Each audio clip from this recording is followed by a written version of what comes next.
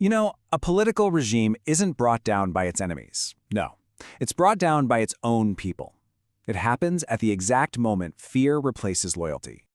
Something is breaking, and you can feel it, can't you? It's this palpable shift in power. And look, this isn't some quiet tremor happening behind closed doors. Oh no, this is a loud, public shattering for everyone to see.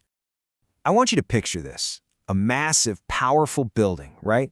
And it starts showing these deep, undeniable cracks in its foundation. But at the same time, the guy in charge is out front, yelling that the walls are stronger than they have ever been.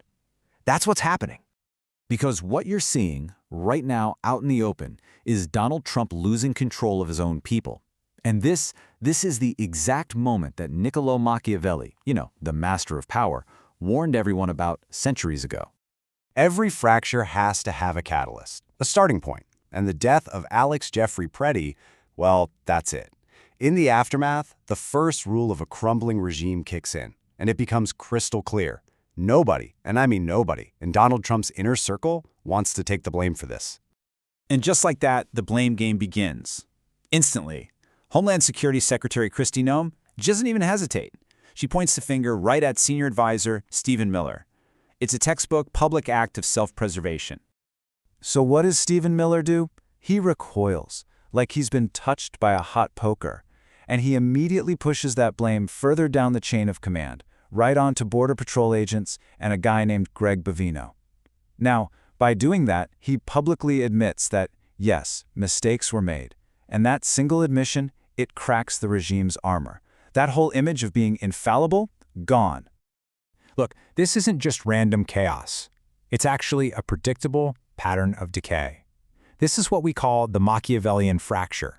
It's that critical moment when the insiders panic. It's when they realize that the cost of loyalty is suddenly way higher than the cost of betrayal.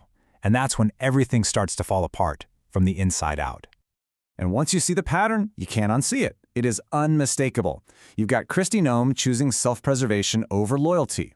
Then Stephen Miller breaks the united front. Then, as we'll see, Katie Miller turns policy into just vicious personal warfare. And finally, Ilana Garcia exposes the rot from the inside. Every single one of these actions is a flashing red light, signaling that the internal structure is completely failing. So, what happens when the blame game stops going up and down the chain and instead moves sideways? When the knives come out for family? Well, that's when the fight really escalates.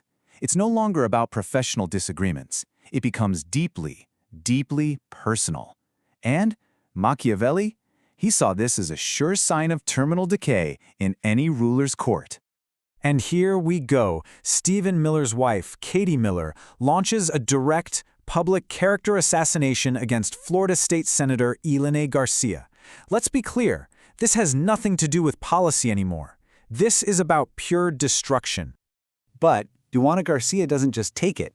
Oh no, she fires back with everything she has, exposing the absolute internal rot of the White House.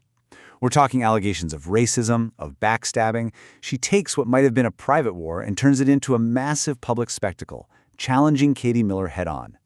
So while his entire inner circle is waging this very public war, what is Donald Trump doing? Is he intervening? Is he taking control? Nope. He's partying down at Mar-a-Lago, surrounded by showgirls and champagne, all while the country is just reeling from the chaos.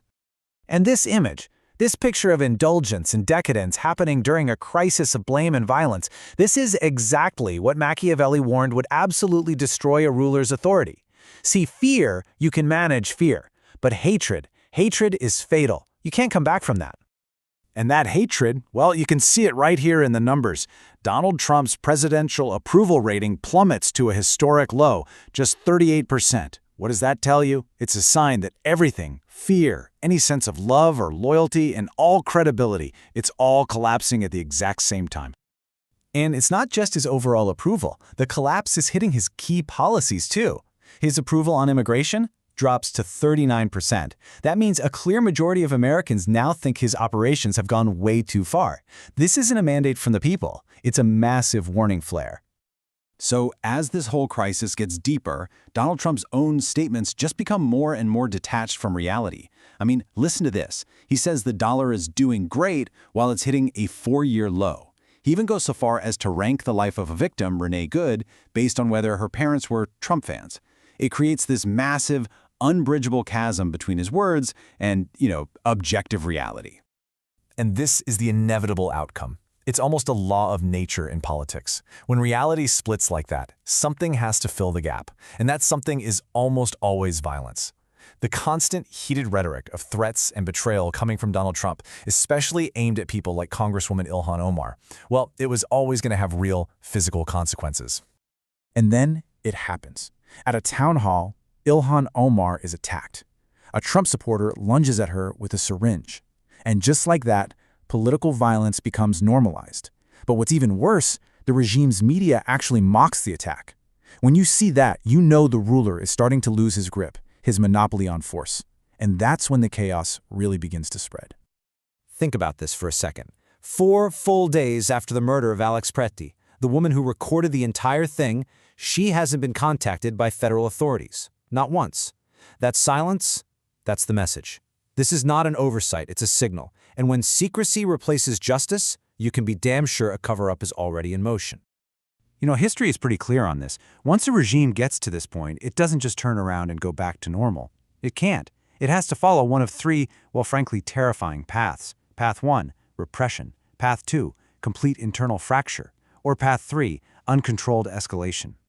And all of this leads to the final, most critical question of all.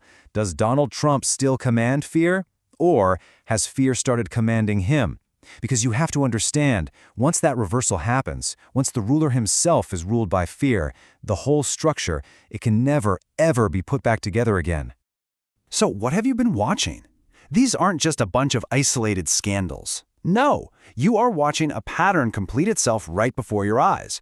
Which means the only question left isn't whether this all ends, the question is how.